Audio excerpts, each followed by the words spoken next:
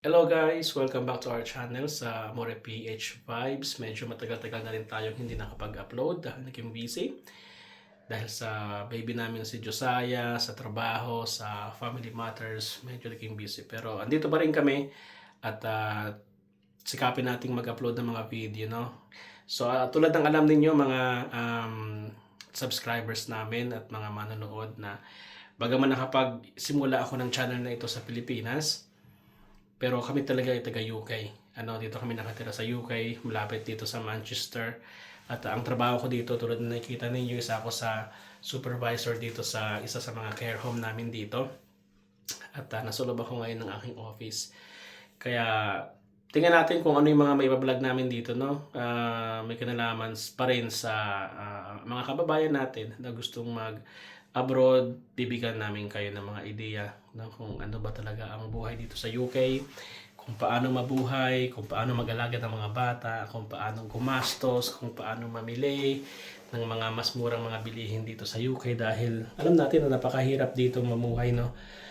Kung nandiyan kayo sa Pilipinas at mag-a-abroad kayo, huwag kayo mag-expect, no, ng magandang buhay kaagad. Magandang buhay, hindi ko sinasabing mahirap, no, mabuhay dito sa UK. Actually, kung akong pipiliin, mas gusto ko dito kaysa sa Pilipinas. Mas gusto ko ang kalagayan sa Pilipinas kung may pera. Pero kung walang pera, mas maganda rito. Kasi dito mas peaceful, madali ang pakita ng pera kung tama ang documentation mo at wala kang record, no, criminal record. Madali ang trabaho dito. Makadali makahanap. Lalo sa mga Pilipino, maganda ang record ng mga Pilipino rito dahil lagi silang mostly yung mga Pilipino nasa hospital sila, care home, no?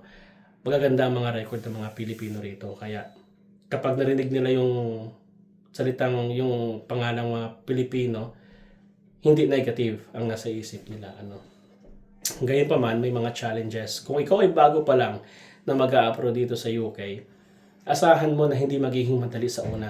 Kailangan nyo ng support, kailangan nyo ng mga kaibigan na tutulong sa inyo. Kasi kung mag-isa lang kayo, mahihirapan kayo. Kaya nyo na mabuhay o magsimula ng mag-isa, pero kung may kasama kayo, syempre mas madali. No? Lagi naman ganun sa lahat ng aspekto ng buhay. Kung may kasama kang pamilya, may kaibigan ka, may sumusuporta sa iyo, mas madali, no, harapin ang mga challenges sa buhay. Dito kami sa UK kami na nakatira na, halos 7 years na kami dito, no? 2018. Yeah, ilan na ba 'yon? Halos 6 years na. 7 years na nga, no? Talagang bilis. Galing kami sa Italy. Halos 18 years kaming tumira sa Italy. Ako, lalo na, no? At so, ang aking language ay Tagalog. Tapos, nagsasalita ako ng Italian as my second language. And then now, nagsasalita ako ng English dito kasi obviously, UK, United Kingdom, ang salita rito ay English, At lumipat kami dahil mahirap ang buhay sa Italy. Kung mahirap ang buhay dito sa UK, mas mahirap sa Italy, no? Lalo kapag nung panahon ng crisis, no, yung pahirapan sa trabaho. Ang ganda ng trabaho ko before 2009 and then afterwards, lagi na lang 3 months, 3 months, 1 month, 3 months. Ang hirap ng ma-regular, no? Kaya yun ang dahilan kung ba't pumunta kami dito sa UK. Isa sa mga dahilan.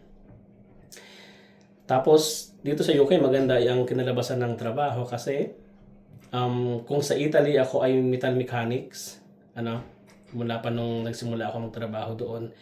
Dito, hindi pa ko yung aking career. Nung nagsimula ako matutong maging carer, yan, or caregiver, sabihin natin. Nung una, nagtrabaho ako noong 2020, nagsimula ako magtrabaho ng caregiver. And then after 1 year, na-promote ako bilang isang supervisor.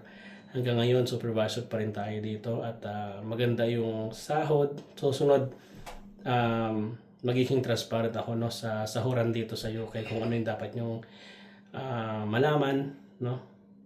At susubukan ko rin ibigay sa inyo, no, yung mga kung paano o kung magkano yung binabayaran namin sa bahay at sa mga pinamimili namin.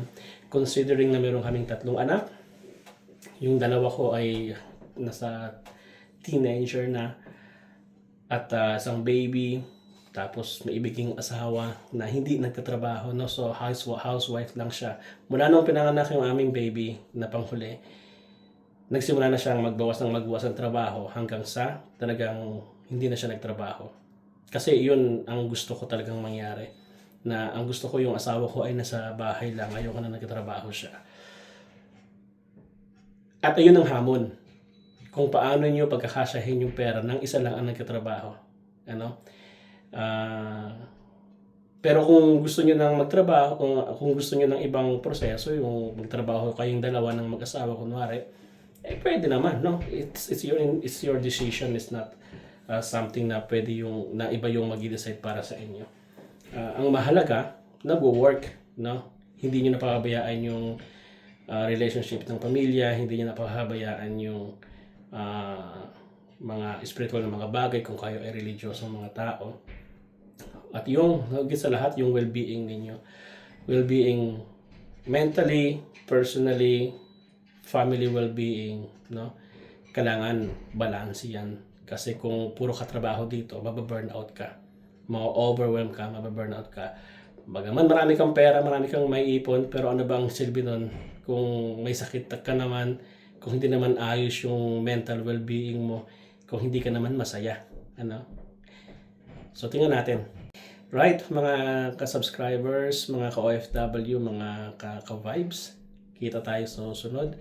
Abangan ninyo yung mga bagong videos at sisikapin namin talaga na makapag-post ng mga videos, no, para sa kapakinabangan ng mga Pilipino dyan sa Pilipinas, dito sa UK, sa ibang bansa, no?